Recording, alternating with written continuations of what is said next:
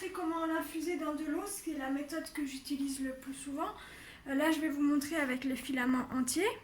On voit que petit à petit, le filament donne sa couleur à l'eau, jaune, et puis essaye de le casser comme ça un peu. C'est plus facile évidemment de le faire avant en le réduisant en poudre que maintenant, mais on voit bien que hop là, il donne sa couleur. Ce qui montre bien que c'est du vrai safran parce que la crocine est contenue à l'intérieur du filament et qu'il faut le casser pour que ça sorte plus vite. Et c'est toujours le même principe. Dès que vous mettez votre filament, l'eau devient tout de suite instantanément jaune foncé, ça veut dire qu'il a été coloré.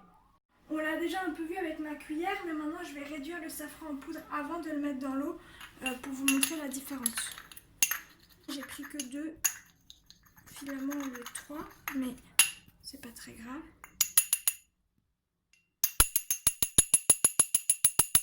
On voit bien que tout de suite l'eau prend plus de couleur, ce qui est assez logique puisque...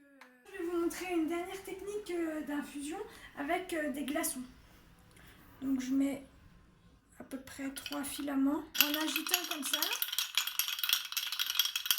Ça va réduire un petit peu les filaments un peu en poudre et on voit qu'il donne petit à petit la couleur jaune. Il n'y a pas vraiment de préférence pour l'eau chaude ou l'eau froide.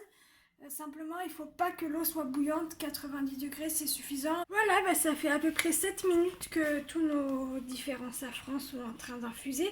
Donc ça c'était de l'eau chaude avec le safran filament, l'eau chaude avec le safran mais réduit en poudre. Donc on voit bien la différence de couleur. Et avec les glaçons, c'est entre les deux, j'ai envie de dire.